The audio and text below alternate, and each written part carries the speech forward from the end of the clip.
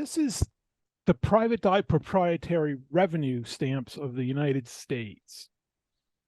The Revenue Act of 1862 was enacted in order to pay for the war debt from the American Civil War. And apparently it took them 21 years to pay it off because these tax stamps were in effect until 1883.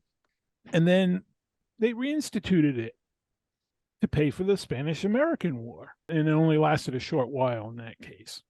For some reason, it was far less popular with retailers in the 1898 period than it was in the earlier period. There are basically five types of paper that were used during this for these revenue stamps. The old paper is simply the original paper that they used. It's unwatermarked, no fibers in the paper, and basically thin to thick paper. Silk paper had silk threads in it, usually blue and red, and was used alongside the old paper. These were during the 1862 to 1883 period. And then same thing for pink paper. The pink paper ranges from pale pink like this one to almost bright red. Watermark paper was used during the later period and has a USIR watermark on it.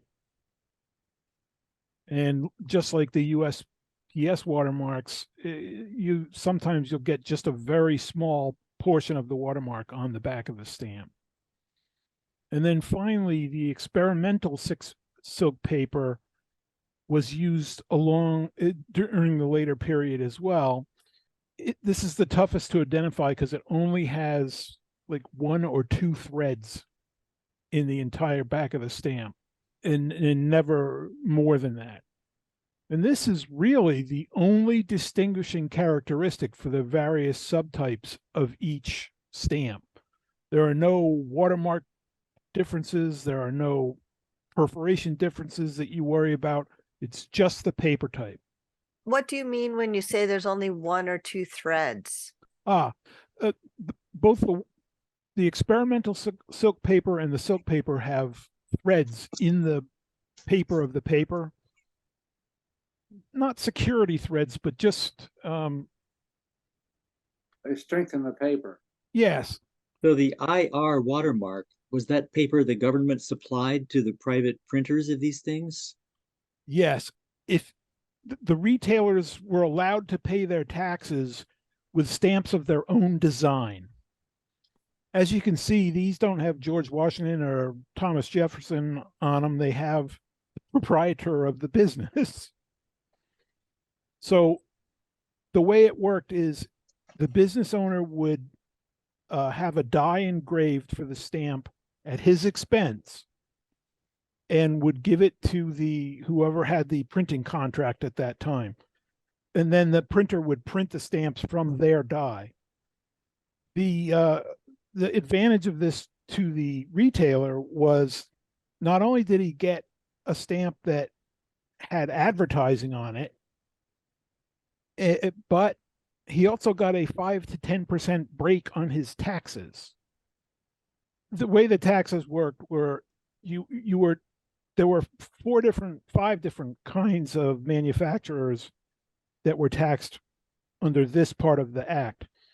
Match manufacturers were taxed at 1 cent per 100 matches that they packaged up. So every 100 matches sold had to have a tax stamp on them for a penny. It doesn't sound like a lot, but Back then that was a lot of money, and it cut into your profits pretty good. But anything over $1 worth of value, they taxed you 2 cents. For patent medicines, it was 1 cent for 25 cents worth of retail value, up to $1, and then 2 cents for every 50 cents of value over $1. Are you saying that the stamps were actually produced by government printers using the privately produced dyes? Ah, Yes. that's interesting. Yes. For perfumes, it was the same rate as medicines. And there was one stamp that paid a tax on canned fruit. I don't know the rate on that one, and it's really not all that germane because there's only 2 or 3 of them known to exist, and it's a very expensive stamp. And then the final category was playing cards, where they taxed you at, I think it was a penny a deck, and for something that held 2 decks, it was 2 pennies. One of the things that's interesting about these stamps is condition that we would normally think of, I would want a stamp that's very fine centered and with no faults. Unfortunately, those are very, very hard to come by for these because the Revenue Act dictated that the placement of the stamp on the container had to be on both the lid and the bottle or can or whatever it was contained in, which of course resulted in the stamp getting ripped when the container was open. A lot of the examples out there are stamps that have been repaired from that type of damage, and they're worth full catalog value. Stamps that are perfect and undamaged are worth many times catalog value for these, sometimes up to 300%. This was very popular with the retailers in the 1862 to 1883 period because it gave them a competitive advantage that was hard to beat for somebody who was just paying his taxes and not making his own dies. However, the second period, it was not anywhere near as popular. I don't know if they changed the deal. I have fairly limited information at this point. Of all the companies that were involved, the only one that I'm able to confirm is still in business is Johnson & Johnson. Now we get to actually see some stamps. The letters in green tell you what state they were doing business in. And oddly enough, not all of them tell you. For instance, the first one in the list, Alexander's Matches, there's no indication of whether that was in New York, Maine, or California. And I would have thought that, as a retailer, I'd want people to know where I was. So these are the match stamps. And obviously, they didn't have any choice but to comply. So it was pretty simple and straightforward. As you can see, there are a lot of different companies that produce these, a lot of them in the New York area and a lot of them in Maine. Because, of course, Maine was close to the raw materials for making matches. These seem to all be unused. Is that the case? No. Almost none of them have gum on them. So I would think that they were used and washed off. There are several I have that are unused, but they don't even give you prices in the Scott catalog for mint ones. This one here has a stamp over the top of it, which is date stamp that tells you month and year. But I don't know if it's a cancellation or not. There's 1 or 2 of them that do. Some of them are overprinted, and some of them there's no listing for an overprint, like this one.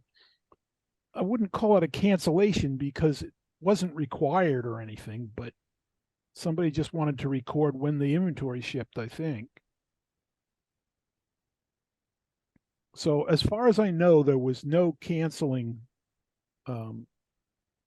done, which is why they mandated that it would be put in a place that would get damaged.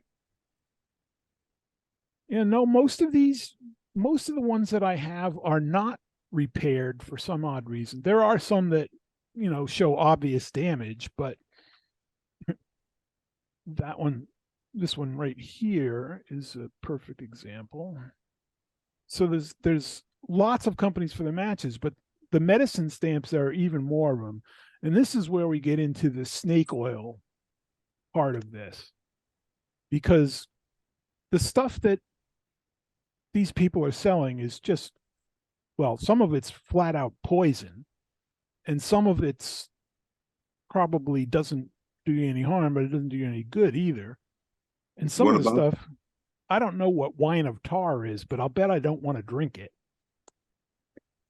One of them has is an advertisement for mandrake pills. Last time I heard, mandrake was poison.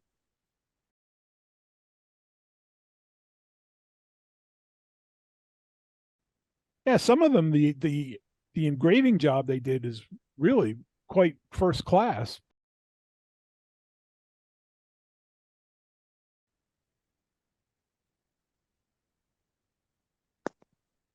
Pulmonic syrup.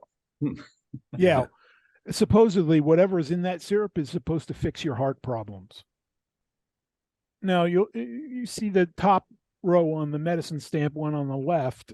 Those are all the same company, slightly different values, but those represent most of the paper types that were available.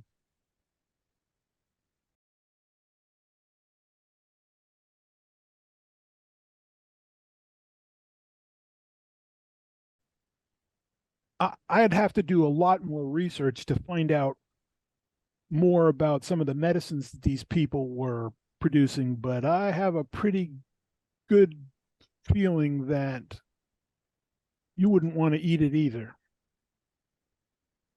Consume it. I wonder what a liver pad is. Or Arabian milk cure for consumption. Really? It cures TB?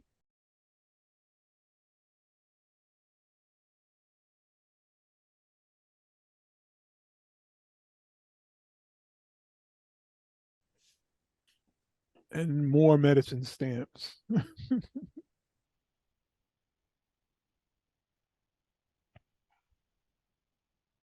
Steve, are these Yeah. stamps listed in the catalog with a picture too? Yes, they are. In which one? And what catalog? In the US specialized on page 717 for the year I have it, they start. So they're way in the back, but Okay, so you see the pictures actually, right? oh yes. Let me take a look. Okay, thank you. And they just, they just go on and on and on. And then these are the perfume stamps. I would think Corning and Tappan might be a predecessor company for Corning, but they don't specify where they did business. So these the last frame of medicine stamps is, these are the ones that were used during the Spanish-American War, so they're somewhat later. And here's the one survivor, Johnson & Johnson. So these are the perfume and the playing card stamps.